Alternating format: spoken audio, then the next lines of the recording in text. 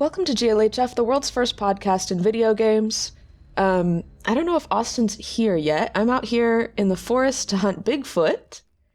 And, I'm not sure.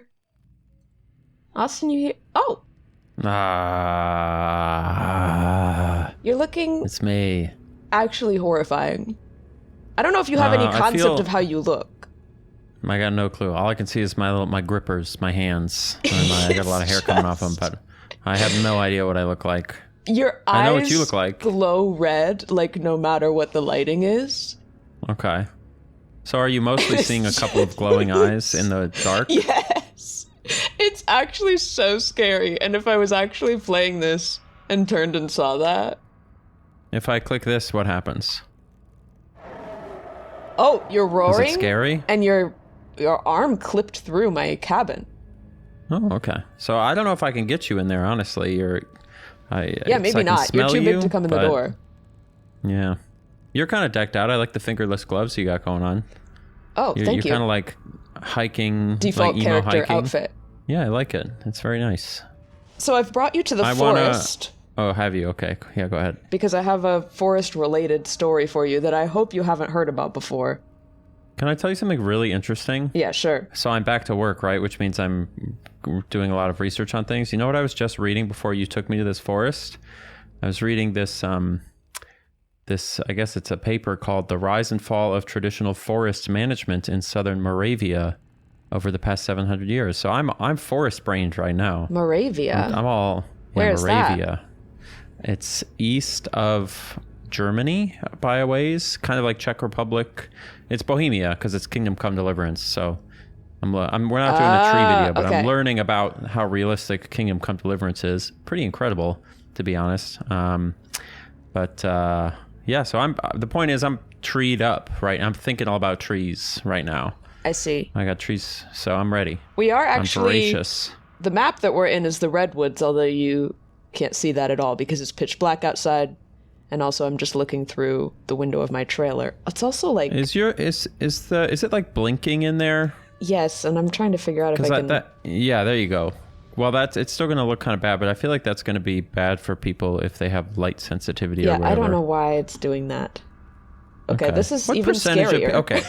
I'm not trying to be... I think it's good that at the start of things we say that it can give you seizures, but I am curious. I have never... Oh, hello. Yeah, open the window for you. Yes, much better. Much better. I've never met a person who got a seizure from a television show. Is that a thing that... I mean, it must be a thing that happens because it's there, but like... Yeah, it's a thing. Do you know how many people do have that? I don't know, like percentage-wise, but isn't there... that story about how like the reason that they warn about seizure warnings now is because of that one episode of Pokemon where the screen flashed black and white really fast. That's what I thought, but I think I looked into that and that was fake. Like nobody, because I remember the old urban legend was that it flashed and then a child went crazy and killed his mom or something, and obviously that was all fake. I don't know anything about that. I'm talking about kids having seizures, which certainly happened because that happens to people. Did kids have seizures because of Pokemon? Let's see. Did Pokemon actually give seizures to kids in the 90s? Vice.com. Episode caused widespread panic, caused a 4-month hiatus for Pokemon. But years later, a researcher discovered that the story may have become more dangerous than the episode itself. Do I really want to read this right now? You asked the question. Reports suggested that as many as 12,000 kids experienced dizziness, blurred vision, and convulsions. No shot. It's 12,000 is way too high. About 3% of people with epilepsy have photosensitive epilepsy, and 1 in 100 people have epilepsy. So what are you talking about? That's 3% of 1%. So like 0.003. So like 1 in 100,000. Am I doing that math right? People would have photosensitive epilepsy, which is actually that's a large amount, I would say. It is.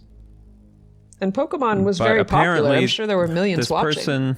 Person who researched it says when he looked into it, it basically turned out that everything to do with this Pokemon episode, I'm really skimming this article like barely, so obviously I could be totally wrong, but he says that it was not photosensitive epilepsy in this particular instance, but a condition known as mass hysteria. It's not that they're faking it, he says. It's not that they're imagining it. imagining it, Jesus Christ, imagining it, the symptoms are real. It's just that they're being caused by being exposed to other people exhibiting the symptoms. So it probably was like it gave a few people seizures, and then people heard about it and had mass hysteria, kind of like... Didn't like people dance for 7 days and they all died back in Spain just because of mass hysteria? I don't know. Sounds like a good time. You didn't hear about this? No, it was a great time. They all were really... That was the best time to die. Maybe that'll be my story next time, is the dancing plague of 1518. Yeah, look into that. Well, it was not in Spain. It was in France. It was in the Holy Roman Empire. All right, I'll look into that for next week. Dancing plague of 1518. And my assumption is you've got something this week to teach me about. I do have a little story that I read into yesterday, and the article was very long, so I'm going to have to give you my abridged version. As I would want. From my memory. So if I get anything wrong, okay, then whatever. You know what? All right. Yeah, exactly. If I get anything wrong, then, whatever. This is what happens. I'll link the article, but it's part of the experience. You're getting this filtered through my brain. Oh, the sun's coming up a little bit. I can see you a little bit clearer. Do I look good? How big you are and furry. I bet I'm huge. I think I'm about 10 feet tall. You are huge. It's interesting to get such a close look at you, because usually when I'm playing this game, you don't get much of a glimpse. Right, you're sprinting, running away. Running. Okay. Again, I hope you haven't heard this story before, because if you have, then all the suspense is going to be ruined. But okay. Do you want me to just automatically not tell you if I have, and then at the end you can guess if I have based on how I react? Sure. Okay. Well, so have you heard anything about the North Pond Hermit? No, the North Pond Hermit from Maine. What the heck is that? Wow, from Maine? I've never heard of this. Okay, you're not very convincing. I actually haven't heard of this. No, I haven't. I have no idea what this is. I don't read about Maine. Okay, so I'm going to rearrange the story a little bit for dramatic intrigue. But okay, will you tell us what you... Because you're gonna kind of Titanic it, I assume, like James Cameron Titanic, like give it a little... I'm going to zhuzh it up. Yeah, I'm going to zhuzh it up a little bit. Okay. All right. Will you tell us at the end what you zhuzhed up so we know what's fact from fiction? It's all facts. It's just in the presentation. So imagine... Okay. It's the North Pond area of Maine's Belgrade Lakes. So it's like pretty out in the wilderness in Maine. Which apparently Maine is scary wildernessy. That's kind of what I'm wondering now that I'm reading this story, because I'm like, Maine isn't even that big. Like, how does it have room to have I know wilderness? It doesn't seem like it. But if you read accounts from like settlers, like Mayflower or whatever, or later than that, but they considered Maine like the scary frontier, like endless wilderness with horrible monsters type shit. I guess it's bigger than I thought. I just kind of think of all of the, the New England area as being all these tiny little states. Yeah. But it's a decent sized state, I guess. And there's some mountains and stuff. And it's very far north, obviously, because it's on that little part that sticks up. Right. So it's got a little bit of kind of Canadian style cold winters, I think. Yeah. But basically, it's like pretty out in the wilderness, but there's a bunch of people that have like vacation homes for when it's nice, or like they escape to the mountains or whatever. And there's lakes too. I'm sure there's like people with lake houses. Right. And these people in this neighborhood, over the course of literal decades, from like the 80s to like 2010s, are noticing things going missing in their houses. Sometimes inside the house, sometimes outside the house. And it'll just be like little things like some of the food in the fridge. Or... Oh, geez, that's very intimate. I thought you were going to say like garden gnomes. Like oranges from the fridge. A little bit of food missing from the fridge. A little bit of the milk gets drunk. Maybe a few spoons taken. Maybe a propane tank from out by the grill. And essential items for somebody. And they're wondering what the hell is going on. They're calling the police, but the police... I've heard in general the police don't really do shit about burglaries. Like, if you don't have like a video of the guy or something for them to go off of, They're just kind of like, Yeah. what are we going to do for you? Yeah, they're basically like, we're not because the only option at that point is like mobilizing the entire force to do a forensic, and it's like they don't fucking aren't going to do that. They don't care. Right. They're not going to do that about for the a random oranges from your burglary. fridge. Yeah, exactly. And they probably shouldn't, I guess. So that's fair, but yeah. But so it's just little things, the kind of little things that make you go, I wonder if maybe my wife just ate that, or I wonder if maybe like my son changed out the propane tank, or I just forgot about this thing. Right. Like little enough things that you're wondering if maybe you could just go crazy. But it's happening enough that they're concerned about it. They're having town hall meetings about it. Again, this goes on for literally like 30, 40 years. So you're telling me that people start noticing in the 80s, they're talking to their neighbors. Oh, yeah, I misplaced my propane. Oh my God, I misplaced my propane tank. Oh, that's weird. Wait, you lost 6 oranges? That's weird. And then like they were like, we got to meet about this.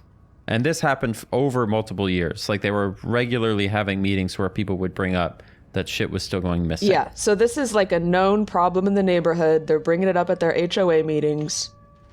They're trying I just want to clarify, this is a non-fiction story you're telling us right now? Yes, it's real. Okay. Understood. So they're concerned about it. They're having meetings about it. The police can't do shit. Where was I going with this? The end. They never figured it out. That's it. Oh, I hate one day they woke up and everything was back. I'm so tired today. Did you say on the pod that you're sleepy, or is that something we talked about before the pod? I am sleepy, guys. I am sleepy. Ethan, edit this to make it seem like I'm smart and awake and aware. Yeah, add like a voice, not a voice changer, but like something to make your voice sound like a few pitches higher, like a little squeaky. Oh, not that. Like Alvin and the Chipmunks. Oh, I think I was just going to say, I think it's interesting that this went on for so long. And I'm like, people really don't have cameras on their house. I guess maybe I'm just used to like modern day. I feel like everybody has cameras on their house. When Ring cameras really didn't become a common thing till like, maybe like 2015, they were like getting ubiquitous. Mm-hmm. And there were some people with cameras earlier than that. But yeah, that like type of technology really didn't come around until like smartphones shrunk cameras and made them good enough that you could put it on a house. So, imagine that, like 80s, 90s, you're talking, you can get away with anything back then. Pretty much. Including stealing propane tanks, oranges, and spoons. Apparently. So let me see what was the freaking date? Okay, 2013. We're skipping to 2013. Nobody's ever figured this mystery out. And they've continued. It's still... I'm not doubting the story, but how wild is, theoretically, you're talking 30 years? Yes, it's been happening all this time. It's become like a local legend. They're telling campfire stories about it. It's like the boogeyman in the neighborhood. But that's the scary thing, is it's real. But it is real, or yes. Like, did people they weren't sure if it was real? They weren't sure if it was real until 2013. An alarm goes off in it's like a summer camp eating hall. Like the eating hall in the kitchen building of a summer camp actually had an alarm installed. And this was a place... The first one in Maine? No, literally. Because it took them that long? This specific building had lost stuff before, but apparently 2013 was the first time they thought to install an alarm. That's the confusing thing to me, is it's like you're having a meeting, town hall meetings, and no one goes, we should stack cans in front of our doors. Literally. So that, you know what I mean? Like just something, for God's sake. Oh, another thing was like... So when they were having meetings about it and stuff, and it became such a legend, people would start putting signs on their front doors that were like, please don't steal anything, just tell me what you need and I'll leave it for you. Because they're like so tired of getting stuff stolen. This is like some shit from the Bible. Like you put blood on your door so that the gobbler doesn't take your stuff, and give him offerings so that nobody gets into your house. Yeah. This is some old-timey behavior, old-timey human behavior. So finally, for the first time, an alarm actually goes off at this summer camp.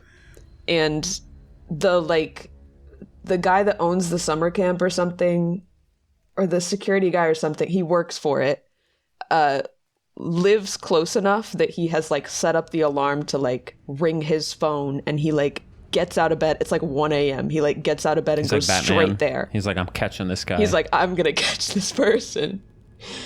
And who he finds. Can we guess? Can we give a moment for everyone in the comments to guess? What do you think he's going to find? Is it going to be a human? What type of person? Could be a bear. I think it's going to be a 55-year-old man who is known to the community and is just like a normal person and was kind of in on it. And like you think they know him, but it's a secret? Yeah, he was just like doing this. That's my guess. He's like a kleptomaniac, part of the community. He probably was like leading the town hall meetings the whole time. That's my guess. All right, go ahead. Who did we find? Who they find is a man named Christopher Knight, also known as the North Pond Hermit, who has been living in the woods nearby since 1986. And has had zero contact with human beings, like has not spoken to another human being that entire time. I shit you not. The thing I was going to say originally was a 55-year-old man who has not spoken to I was going to say exactly that was my second guess. But then I was like, no, let's be realistic. These people are like, it's never a creepy guy in the woods. It's always like an actual person, you know? Okay. So this guy, when he was like 19 or early 20s or something, just decided to go live in the woods. I read this whole article. It didn't explain why. This was like a journalist that went and like interviewed him in jail because he went to jail for this. Even though he was just stealing stuff he needed. I don't know. I kind of think this kind of person shouldn't really... I don't know. That's dumb because he could have just asked. It sounds like by that point, hello. Like, what do you, I'm not saying you should have gone to jail, but like there should have been some like, dude, like you can't. It's a pretty big culture shock for somebody that's been living as a hermit in the woods for 30 years to have to go to jail. The operative question is, why did we live in the woods for 30 years? Yeah, like if it was some weird, scary thing. This was a guy with a normal life. He said he had a decent enough childhood. He did really well in school. His first job, actually, after high school, was installing alarm systems. So that became useful to him during his woods days. But he had that job. I think it said he graduated high school. He had that job for like a little less than 1 year. And one day just drove into the woods and parked the car and started living there and never spoke to another person again. You know, maybe don't. I'm trying to think because like you have to have him. I think he should have just had to have apologized and stopped. Maybe jail is like, why? Like at that point, it's like, it's not good. And like he shouldn't like just ask for help. But bro was already living in the woods. Like, well, again, it is by choice. Jail is a step up probably in terms of his living situation. But I mean, I'm sure it's very overwhelming for somebody that like doesn't want to talk to people. I don't know. It's an interesting. It is overwhelming, but like, I guess what would you do? I mean, this sounds like the kind of person that just needs of Maine. Some kind of help. You think therapy? He's gonna? So what are you gonna put him in a psychiatric hospital? Like, there's no. He's gonna want to go live in the woods, right? He's just gonna try to go back. So what are you gonna do? I don't know. I guess just I don't give know him $1 what million the so he solution can is. buy propane. I just think jail sounds cruel. I mean, the whole point of jail is to like the punishment is separating you from society, but he didn't even want to be in society anyway. How? Well, I guess why don't you finish the story and then we'll interrogate the facts. Okay. I mean, there's not that much more to the story other than they found out it was this guy. He never really explained why. He just took stuff that he needed to survive. And he wasn't like that good at it. Like his life was still pretty miserable. He was just in a tent. He managed to get a bed frame and a mattress. So he was sleeping in a real bed. That's impressive. Dragging that thing through the woods? Yeah, he said he borrowed somebody's canoe from their lake house to help to transport the mattress over some water and then return to the canoe. How kind of him. Yeah, well, yeah, I think to your point, right? This isn't someone who's intending to harm people, right? Yeah. It's somebody who is like just feels bad about life and so wants to get away, and so they're finding a way to do that while doing as minimal damage as possible from their perspective. He says that he felt guilty about everything that he stole, but he loved living in the woods too much. It's just, yeah, that's just interesting. Yeah, well, okay. My main question here is, what was his punishment, right? So on the Wikipedia, surprisingly, given your history, this does have a Wikipedia page compared to the last thing that we looked at, which was like, God knows. There was like a documentary about him or something. He was sentenced to 7 months in jail, which is... Oh, that's actually not that long. Yeah, I would have said maybe a little, because again, it's not like whatever, but 7 months in jail, and he had already served all of it while awaiting his sentence, so they basically just let him out once he was sentenced. He had to pay $2,000 in restitution to the victims, which is not, like, if the goal is to make these people whole, he probably stole way more than $2,000 worth of stuff. But and then he had to complete a program. Oh, well, so this is kind of what you were saying. He completed a co-occurring disorders court program, which was for people with like substance abuse or mental health disorders. So he had to complete that program, and then he completed 3 years of probation. I mean, that's like as punishments for stuff goes, that's like semi-reasonable, obviously, depending on what the details of a program honestly, like that are. I guess I was expecting years in jail. I didn't look up how long he spent in jail.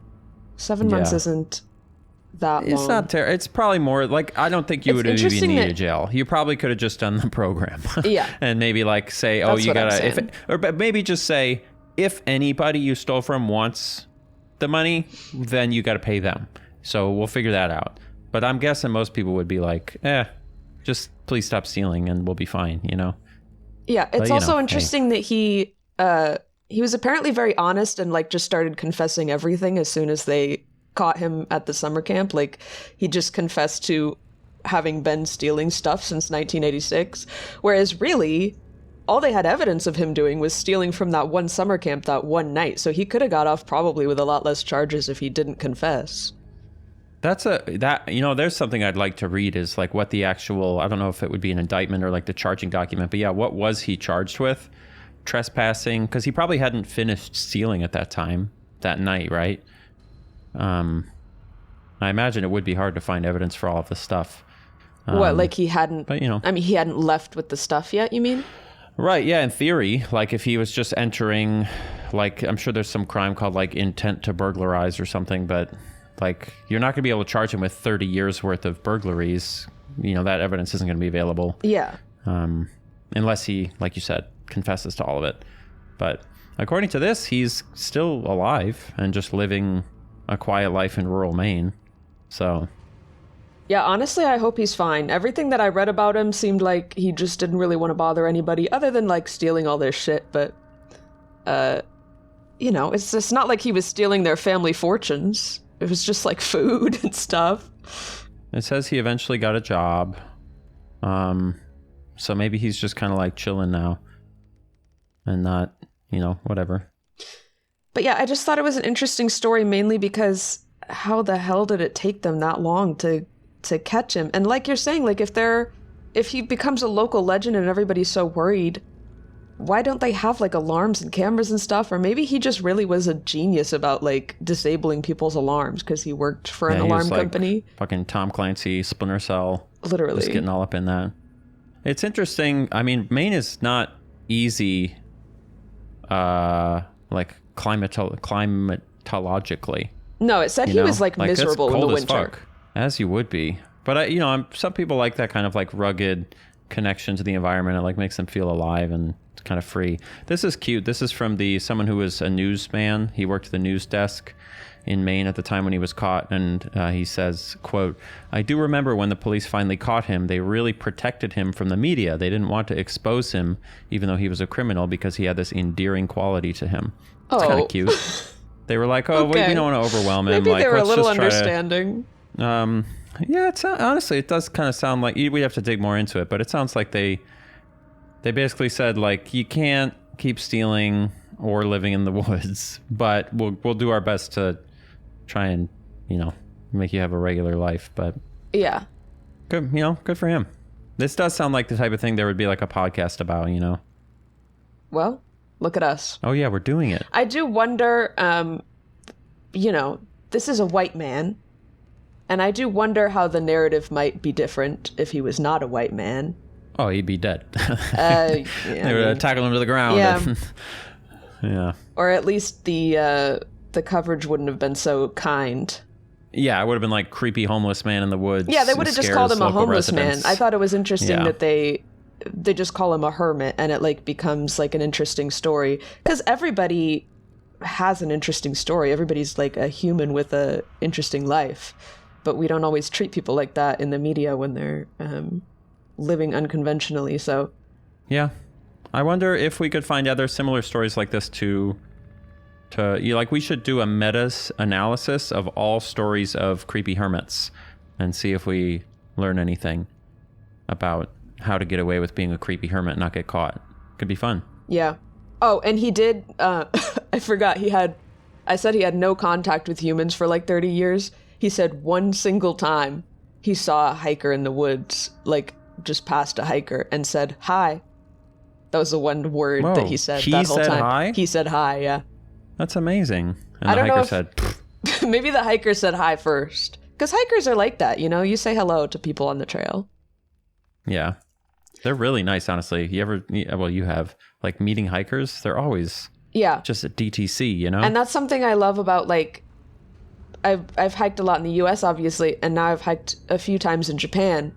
And they do the same thing. It seems like anywhere in the world you go hiking, you always, like, say hello to each other. It's cute. Yeah. It is really cute. That's one of my favorite things about like camping is that people are just kind of down. Like it kind of strips away a little bit of the whatever like social expectation of like who you are and where you are, because you're all there for the same reason. Yeah. You're all going through the same thing. It's kind of nice. It is cute. It's not often that you get stories like that nowadays. Like, do you think there are hermits now? Comment down below if you have like a hermit in your town or you think you do. I mean, certainly. There's people living in the woods all over the place, probably. There's these people that are, like, off-grid that try to, like, find a patch in the woods and, like, intentionally not participate in any systems of society. But it's usually, like, people with money who buy the land, right? It's not people who just, like, try to sneak away and, like... Yeah, I don't know. Do it totally off. But it's, there's an appeal to it, I would say, in some sense. We all have kind of a romance. Oh, this is something I was thinking about one thing I'm researching with doing Kingdom Come Deliverance stuff is, I was curious when hiking became like a thing that we did for fun, because in Kingdom Come times, you just have to do that to get anywhere. Yeah, it's like you did not want to be in the woods. It was like it was boring. Everything was nature. Like it was just woods everywhere. And it was really dangerous. And so now I was curious if back then people had this like romantic idea of being in the woods. And it sounds like they still did. Like you can still find people writing poetry and about being in like a clearing with butterflies and stuff like that. But the idea of actually like pleasure hiking really didn't become a thing until like late early 1900s, when we had like more safety and control over that kind of environment. For sure. Which is interesting. Because now people hike because they live in cities where that kind of nature is not available. But in medieval times, you probably just walk in any direction and you're in the woods. Yeah, and it probably what I'm curious is it like we like the way that we think of like interstate highways, is that how they thought of like paths through the woods? Because it's just like that's everything, and all you're doing is traversing these to get to this next place, and it all looks the same. Like was it seen as like pretty dull? And I don't think so, because in my brief research, not as dull as a highway. Surely you're at least getting some change of scenery. If you think about it, if you took this lovely Christopher Thomas Knight and put him on a highway, he'd probably be like, whoa, it'd be like an Amish guy going on Romspringa, just like seeing a subway and a semi truck or whatever. It would be like crazy. It is like there's a lot of crazy cool stuff to look at on an interstate highway. Yeah. If you aren't used to it. If you're not used to it, yeah. You know? So I've been thinking a lot about that and our relationship with nature. So in the game, are you having to like just walk through the forest for an hour? Yeah, and it's really, well, there's a fast travel mechanic, which is really fun because you can only fast travel 2 cities. And when you fast travel, there's like a little Warhammer figurine, like a little D&D character model of your guy who walks on the map. And as you walk, you can run into things while fast traveling. And if you do, then it takes you back into the game to deal with the thing that you ran into. That's funny. So it saves you the time, but it still forces you to like engage with the act of traveling. And if you go through the woods, yeah, that's where bandits are. And they're always trying to kill you. And if you go in the woods at night, like you'll be walking through the woods, suddenly 5 guys run out and just beat you to death, and that's it. Like, there's nothing you can do. So is that not just a video game thing? Like, there were just bandits posted up robbing people in the woods? I have not fact-checked that. Based on my understanding of, like, I'm sure video games dramatically exaggerate it, but yeah, I think, like, roving gangs of bandits were, like, a problem. I think. Right? I'll look it up and we'll come back to it. I mean, it would make sense, because who's going to stop you? I feel like it'd be so easy to get away with crime before there's like even any infrastructure anywhere. You're literally just like... I mean, that's the argument for, like, we think of, capital punishment in medieval times as being like incredibly cruel, right? But the argument for it in terms of like, if you steal up an apple, we chop your hands off, right? The argument is like, there's no evidence. Like you can't find any evidence for anyone ever. And so you're not going to catch any criminals. Unless you see them in the act. Exactly. And so the idea is like, since we can only catch like 0.0001% of people, we just have to make sure the punishments are really bad to scare the shit out of everybody else. And so that's why, you'd put people in the stocks and throw doo-doo at them and stuff if they did even like a very small thing. Because that was like your only defense to like get people to behave, because there was no accountability for most things. So again, we got to fact check all of this, but I'll look into that this week, and I'll have a report on it. Were roving gangs of bandits actually a thing? All right, I'll come back to that. Do you think you would ever want to try robbing a house someday? Are you saying like hoisting upon myself the risks associated with that? Or are you saying if there was like an escape room that was just a fully realistic house robbery, would I do it? Well, I think everybody would do that. I would do that. Yeah, okay, great. The answer is yeah. Would I actually rob a house? I think it would be really, really hard to do that, because I know it's easy to say like... It'd be hard to do it in the modern day, because like I'm saying, everybody has some kind of system now. Yeah, if it's a house worth robbing. Morally, emotionally. Oh, okay. Because if it's easy to say, and I agree with you, that like, oh, this guy's just stealing food, so it's no big deal. But the feeling of like somebody having been in your house without your permission, it's very like fucked up. Really terrifying feeling. Yeah. It is. Even if they're just there to steal from you and like they don't mean any harm. And so the idea of trying to do that and then maybe accidentally like somebody sees you and they're just traumatized for life, kind of, maybe that would probably turn me off. But if we had an escape room, which honestly, that's kind of a great idea. Yeah, does that not exist? Buy a house like where you can just and make do it a robbery? A heist house where you have to like get away with it. You can even use like airsoft guns or whatever to like simulate the idea of home defense. And then you can pick different levels of difficulty. Like, oh yes, these people can call the police or they can't. And you can, there you go. Now this is my new business idea. Because surely everybody has had the thought, I know when I watch like movies where there's some kind of heist or I'm seeing something on the news or whatever, you think in the back of your mind, like, I could do that. I could do that.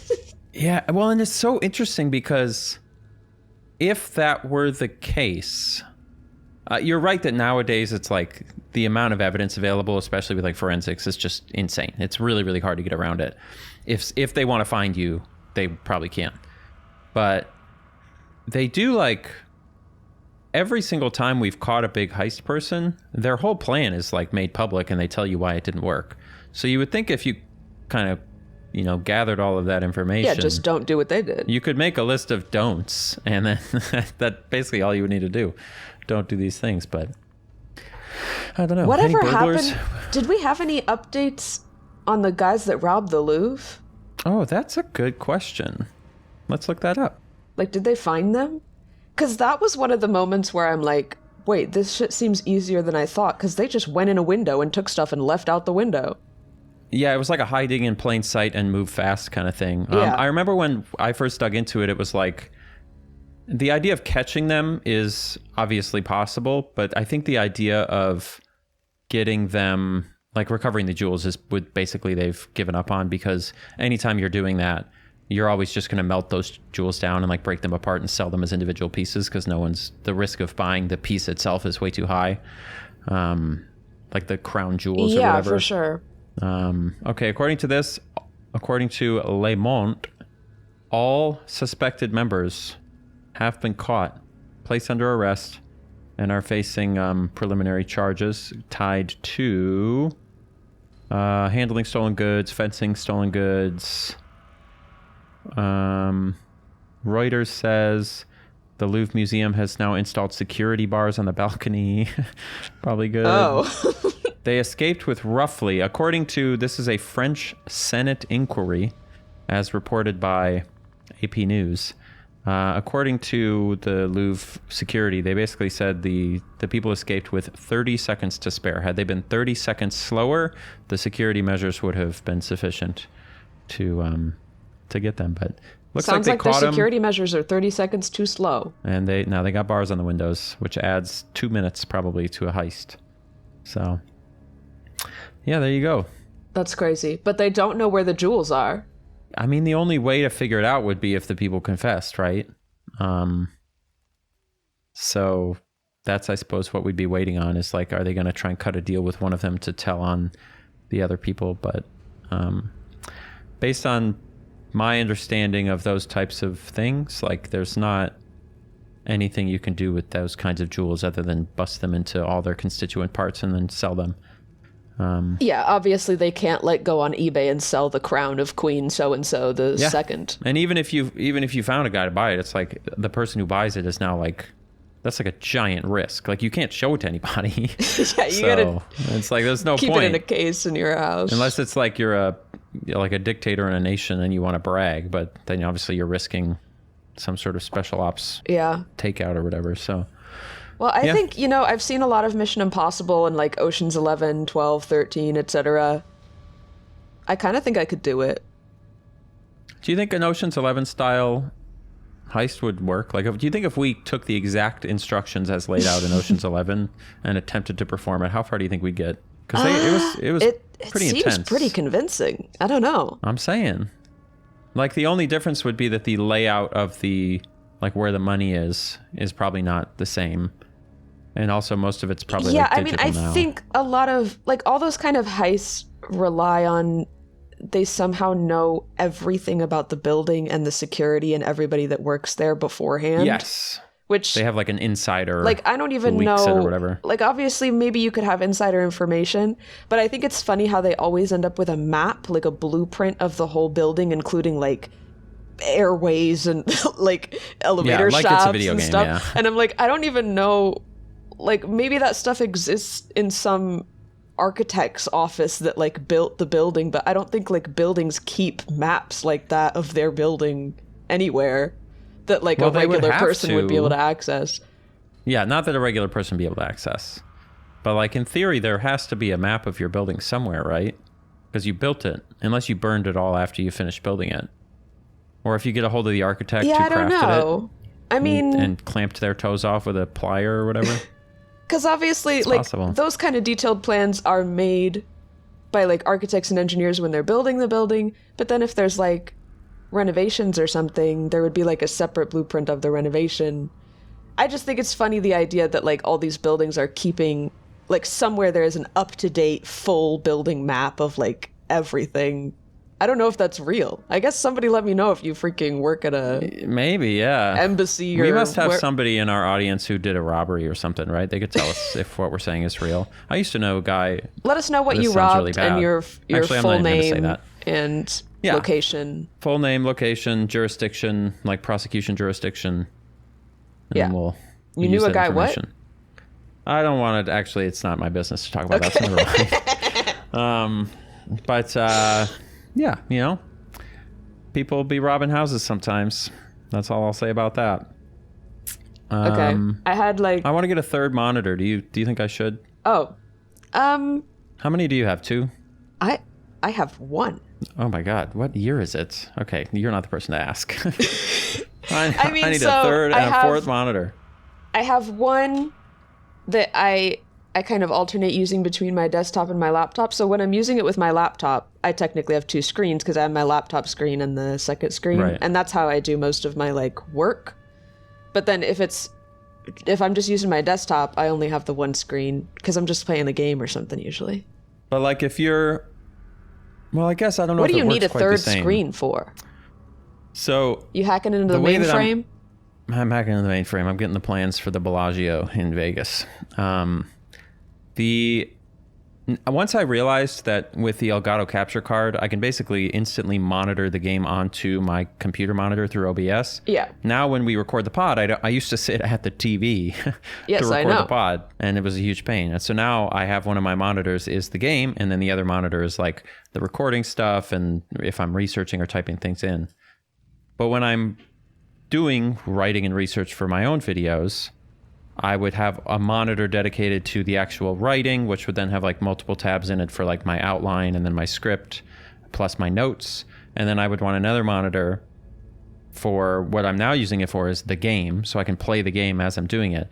But then I don't have a third monitor for research, for like Googling things and looking things up and reading stuff. So I'm thinking third monitor. This makes sense, right? What kind of arrangement are you thinking? Like a triangle or just all next to each other in a big line? Just all next to each other in a big line. I mean, they'll kind of curve around me a little bit. But yeah, I'm just because what I'm imagining is like game on big screen above and then the 2 work screens below. I cannot have a video game above my eye level. It needs to be at or below. Yeah, maybe that actually sounds annoying. I can't. The idea of looking up at my TV or my screen. That's like people that mount their TVs like above a fireplace and you have to like crane your neck up to look at it. I'm so happy that I don't have any of those people in my life anymore, because I used to know people who did that. They are gone. We got them out. We got them out. Anyone who does that, what are we doing? I realize that like if you have a living room with a fireplace, sometimes that's like the only place you could put a TV. But I'm saying it implies something about your socioeconomic situation that correlates with a personality type. That's what I'm saying. Perhaps, yes. I understand that. Half of our audience is looking at their TV right now and being like, oh no. But yes, I generally agree that it needs to be like at or below eye level. Like you need to be able to like recline on the couch and comfortably. Yeah. Or like if it's a big enough, because you've got a projector, right? Yeah. And that's a big enough screen that it's huge. Okay that it's a little bit above. You know what I mean? Like it doesn't require like looking up in the same way, because if you're far enough back, right? Yeah. You know what's really crazy though? TV on a wall, crazy. What is people that somehow, I don't even know if I can explain this right, but people that have like a really big, long couch that like only fits in their living room a certain way, so that they end up with the TV to the side of the couch. Oh yeah. Not good. So everybody's like turning to the left to look at the TV. Right. You're not saying like it is like if you have couch and TV, you're not saying that they are parallel but off to the side. You're saying the TV is literally like no long, like if you drew lines coming off of the edge of each, they would eventually be intersecting lines. Or was that a really weird way to explain that? That's one way to put it. But so they're perpendicular, the couch and the TV. Well, isn't perpendicular? Doesn't that imply they're at a right angle? Like, doesn't that imply at a right angle? I thought you meant at like a 30-degree angle off. You're saying at a right angle, people have their TVs? No, yes, I'm saying like they have it like if you were sitting on the couch, they would have the TV like on the left wall. This happens. I've seen it. Wow, that's like even worse. It's very bad. That's a whole other step. So that's what I'm saying is then if you have a bunch of people on the couch, everybody is like turning to the left and kind of like like you're kind of turning toward everybody to the left to look like you're at seeing the TV. a line of people to look, And I look swear, past all of these people's... people with these horrible TV arrangements, they must just not be watching TV or like playing games the way that we do. Because like I spend so much time looking at a screen like that it has to be comfortable. I feel like these are the type of people that just, they're not really watching that much stuff. So maybe they don't care. We need to meet some of these people, I think is what it is. But I totally agree. Like the idea that someone is like, oh yeah, I'm gaming on my TV for 2 hours a night and it's 18 feet across the room and 60 feet above my eye level. It's like, how are we? This is crazy. What are we doing? How are you functioning? What's going on? What are we doing? That's the type of person that should go live in the woods with John Michael Knight or whatever his name was. Christopher Thomas Knight, excuse me. Yeah. Can I do a little follow-up about, I was talking last time about playing Capture the Flag at my YMCA. Oh yeah, and, please. Commenter Dylan Hunter had the brilliant idea. He said, look it up on Google Maps and see actually how big that forest was. That's and I a can't great believe idea. I didn't think of this. But so I did. And I can go ahead and dox my YMCA I was at day camp as a child, because who cares? It was in Indianapolis, because I was living in Indianapolis. And it was the Jordan Branch YMCA in Indianapolis. Okay. So maybe just Can I just look that type up. in Jordan Branch YMCA Indianapolis? Yeah. And then go to like the satellite view and you can Arthur see Jordan Branch, North Central.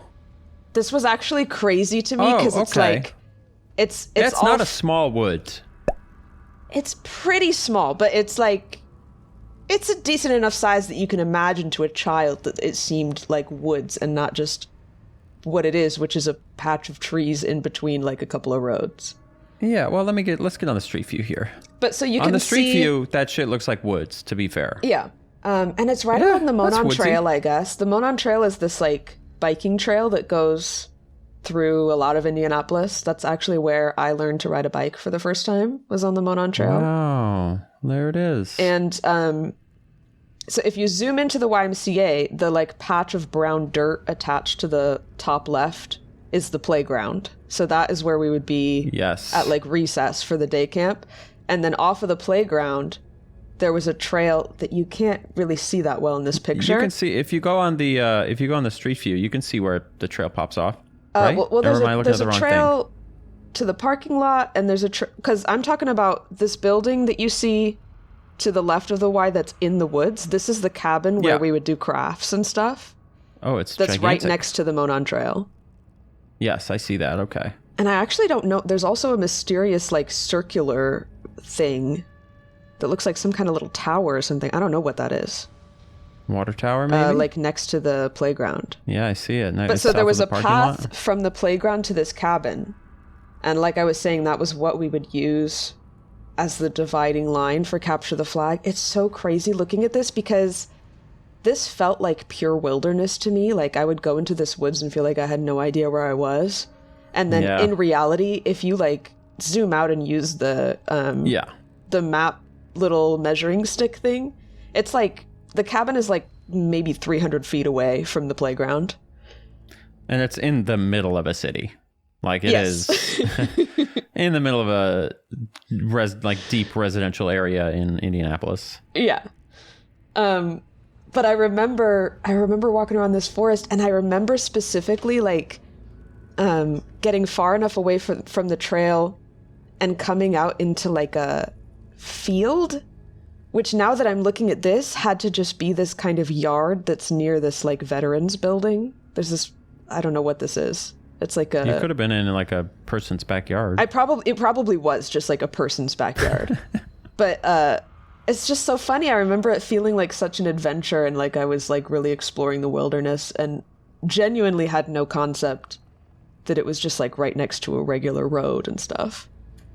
It really doesn't take that many woods to feel like woods, you know. Like there was a oh geez, what the heck was it called? We used to call it Chutes and Ladders, but I think it's actually just called like the play, like Highland Park or Highland Play area in Minnesota.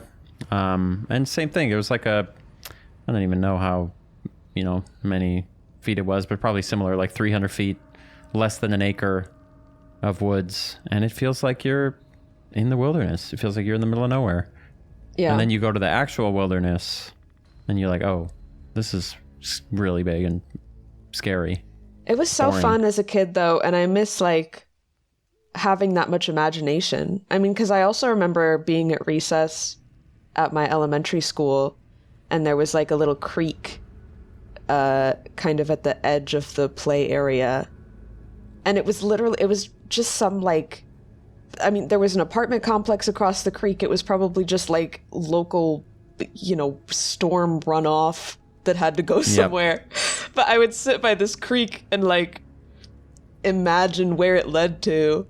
And I had all these, like, dramatic fantasies about it. And it's just funny, like, how much imagination you have as a kid. And then you're actually just talking about, like, a ditch by the playground. But it went somewhere. Who knows where it could have gone? It could have actually been a creek, led to a river, led to an ocean. True. You never know. Probably went somewhere. It really could have been. You haven't lost all that imagination. I feel like you've still got some of that wonder in you. Oh, certainly. I do. Yeah. I just have to want to get rid of it. Remember it sometimes. Yeah.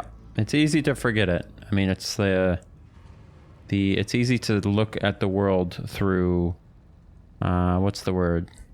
Like fatigued eyes, like just being used to stuff and looking at it not like you're used to it. You have kind to of like I was saying prevent about the yourself from subway getting and used to stuff. The interstate, yeah. I remember specifically having that thought actually around elementary school age when I would like try to explain something to like a parent or a teacher and they weren't understanding my side of the story, like whether I'm like fighting with another kid or like whatever kind of problem I had, and would feel kind of like brushed off because sometimes, as an adult when you're listening to like a 7-year-old's problems, you recognize that in the grand scheme of things, it's like not that big of a deal. And so it's easy to just kind of brush them off. But I remember thinking, when I grow up, I'm never going to forget what it was like to be a kid and to feel like this. To not be heard. Yeah. So I try to pull myself back to that sometimes. Yeah. But you kind of also, naturally grow up and forget.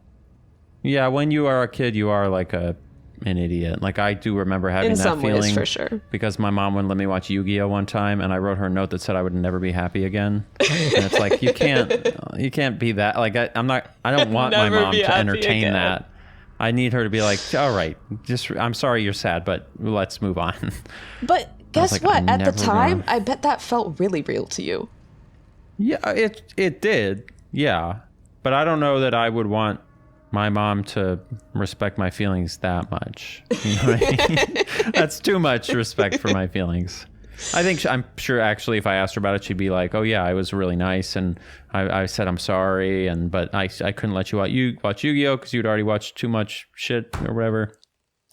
I'm sure she had a good reason, but when you're a kid, everything just is different. You just don't have that perspective. I never have known anything about Yu-Gi-Oh. I did not grow up with Yu-Gi-Oh. Really? If anything, like I knew a little about Pokemon. I wasn't watching a lot of like fun TV when I was a kid because we were like the cards. You don't know about that? We were like a PBS Kids family, so I was watching like same educational stuff. Oh yeah, what was your top PBS shit?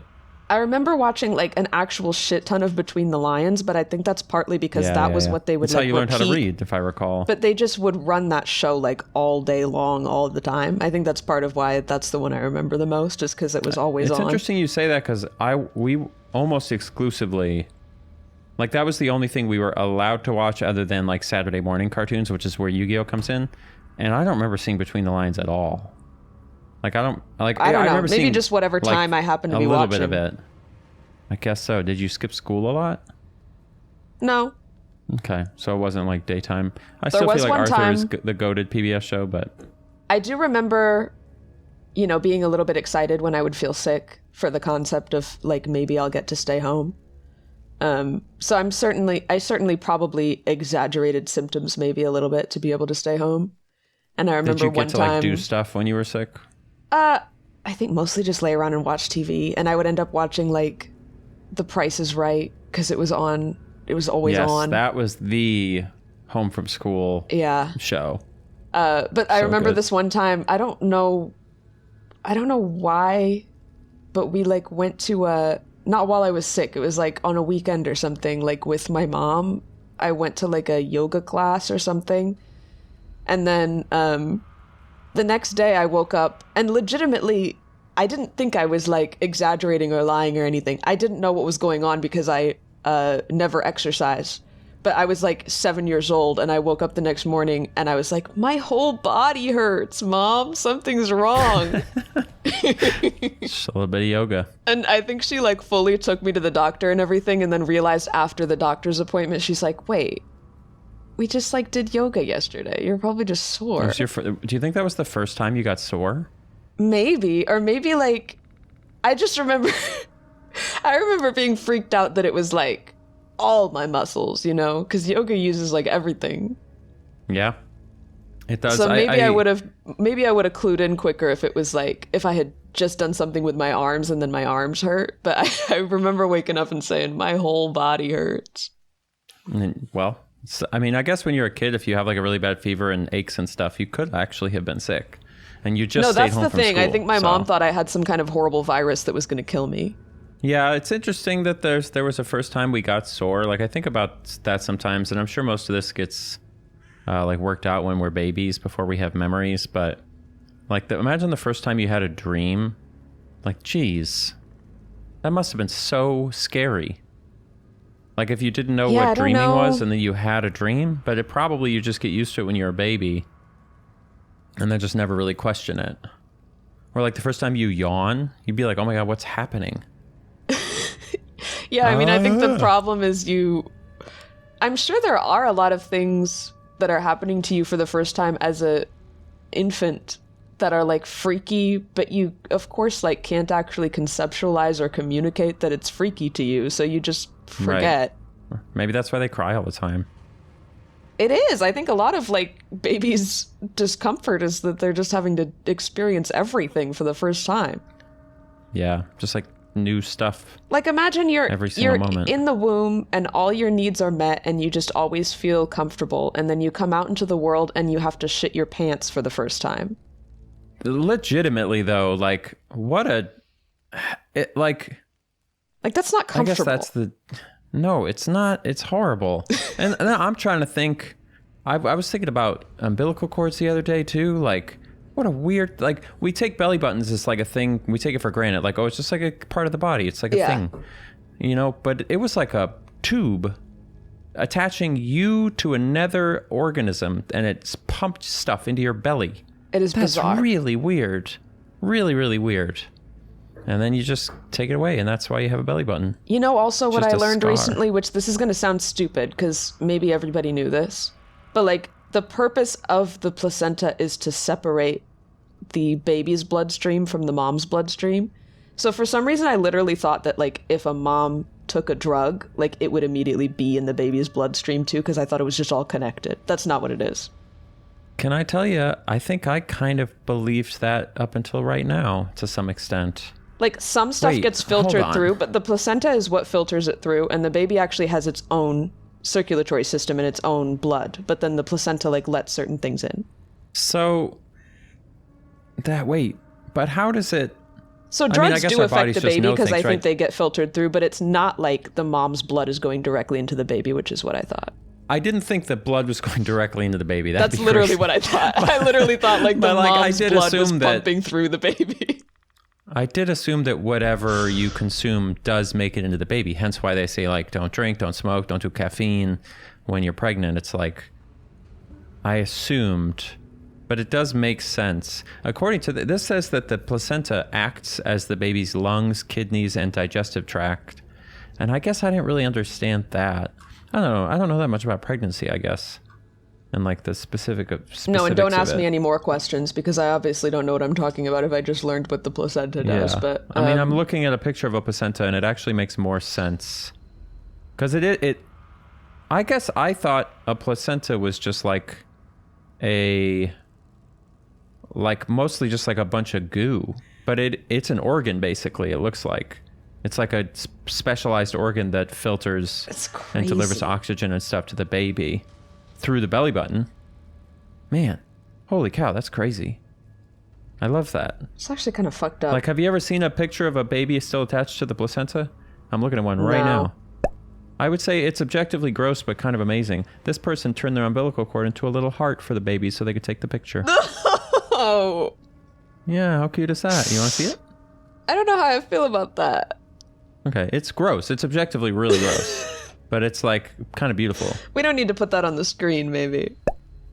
No, we probably shouldn't. Yeah. But I'm saying, do you want to see it? You can send it to me. You're interested in seeing this? Do you want this one where they made the umbilical cord spell the word love? Oh, that's too much. You're doing too much. That's too much. All right, here. You can look at this one where they turned it into a heart. But that it really does make it clear that the placenta is like a filtering organ. Like it looks like a creature almost, like an ocean creature. And I guess I didn't fully understand that. So that has to come out too, I guess. Yes, it does. Yes. And then some species. No, I'm not going to go that way. So you think it's pretty gross, is what you're saying? It is gross, but it's a miracle, and isn't that? It's astonishing. Beautiful in its own way. Like I'm looking at a zoomed in picture. Man, holy cow! I got to get me a microscope and stuff. I think I'm going to get a telescope for my birthday, and we're going to go stargazing. You've been talking about a microscope and a telescope for a long time. You got to get them. I'm trying to pump the brakes so I don't like just go crazy and then get them and not use them. I'm about to be looking at stuff. We did just send our water to the lead testing people, and I'm in the process of gathering all my fuels because I want to get some from. You want like different lots and batches so that you don't just get a random one off that either does or doesn't. So we're sending the fuels in as soon as I get my next shipment. Wait, remind me what the origin of this was. There's lead in Huel? I was drinking Huel in my Cyberpunk video, and people kept commenting being like, you're lead poisoning yourself. And then I did a bunch of research on it, and the available research is like pretty mixed. Like the one people who found lead in it, their study was like very limited. Like it didn't really go, like it didn't do multiple lot tests, and it also didn't talk about the fact that any plant-based food has lead in it, because the reason stuff has lead is because the earth has metal in it, and lead is one of those metals. So any plant-based thing that you're eating is going to have content of lead. And so I'm trying to get a sense of, does it have more lead than the equivalent nutrients if I ate them not in the Huel form? Like, is the process of Huelifying adding more lead than I would get just by eating those things, the constituent parts? Yeah. Okay. But that's an interesting thing I didn't know from this is, basically effectively all plants have trace lead just because they're grown in the earth, which is a big ball of metal. I mean, so speaking but people make it sound like some scary factory, like, they are putting lead in your food. And it's like, no, it's just part of it's a natural consequence of that. Like, if you want to take all those plants, dry them out, turn them into powders, like it's such a concentrated form that it will just have lead in it just by virtue of that. So anyway, people talk about what? Probably a little bit of lead is okay. It is. Well, that's the funny thing, right? Is like it literally is. Like if there is a threshold under which it's fine. Another thing that I was stupid about that I just learned is that I feel like I've heard so much fear mongering about lead that I think I literally thought that you shouldn't even touch it. But you can touch it. It's ingesting it. That's the problem. You can even drink a little bit as a treat. You can have a little bit. Just a little. But if you get too much and drink it over many years, we know for a fact that it's really bad for the brain. There's like a lot of... But it doesn't kill you. You know what? Those boomers eating paint chips, they're not dead. They're just stupid. They're not dead. No. It explains a lot, but they're not dead. It just makes you a little stupid. Makes you a little stupid, a little aggressive, But it's no big deal. I think I'm curious what the results come back on my water supply, because so many of the pipes in New Orleans, because it's so old. Okay, so you're testing your water and Huel. We're starting with the water because that was paid for by the city. The city is doing like a wide test because they're trying to figure out where there still are lead pipes that they want to go replace. Technically, having lead pipes is not a problem because the pressure of the water keeps the lead from getting in the water. But they're, it's I'm good sure to test those things. that's what Big Pipe is saying, I'm sure. That's what Big Pipe is saying, yes. So that we're testing to check Big Pipe. Actually, no, because Big Pipe wants to sell pipes. That's what the city is saying that doesn't want to buy pipes. True. Big Pipe wants there to be lead so they can sell more pipes. That's true, So wait, who wants us to think lead is okay? Like what? Who's got an incentive there? Just governments that don't want to pay for replacing pipes. Oh yeah, true. They'd rather have us all become like they did in Flint, Michigan or whatever, where they all became, not Flint. Or maybe it was Flint. But it makes you do more crimes. Oh, you're leaving. That's how I can tell the podcast is getting close to being done, is because you start moving your character around. I just noticed we're at an hour 07, so I wanted to know if maybe you want to play the game a little bit and chase me through the woods real quick. All right, let's see if I can get you. Do you want? I'll give you. I'm gonna look down. And I'm gonna give you 10 seconds. Ready? Go. 10, 9, 8, 7, 6, 5, 4, 3, 2, 1. All right. I think this game, it allows me to see the past reverberations of your footsteps. Oh, nope, they disappear, so it's only for a moment. You'll never find me. This is an interesting... Well, if I get close enough to you, I can start to smell you. I can see your smell scent. But this would be a really interesting game, because in theory, I don't know that I have that many tools to locate you. So it is just like a really scary hide and seek kind of game. It legitimately, the vibe is very spooky. Yeah, I'm afraid. And it's a huge area. Whoa, there's so many stars in the sky. But if I went the wrong way right off the bat, I'm screwed. I'm not going to find you anytime soon, right? So, I guess so. Did you? Did I win? Can you... well, I don't know. How do you... I don't even know how you win. Oh. Because I think you have to trap. I assume you're giggling means I'm near you. I saw a shadow somewhere. I think. Am I imagining it? This is scary. Been a bear. Can you hear me growling and howling? I might just be seeing other animals. I don't think you're here. I think I win. I think you might win. Nice work. You're the winner. Anticlimactic ending. But I'm really just going to follow the road until I get back to society. Well, I am also following a road. So it's entirely possible. You must have gone entirely the wrong direction, which is crazy, because I didn't even have that much of a head start. Bye! Are you following the road south? Oh! Or north? Oh! There you are. Ah! Are you faster than me? I don't know. No, you're so slow. I can just run forever. Can you? This is shockingly scary, dude.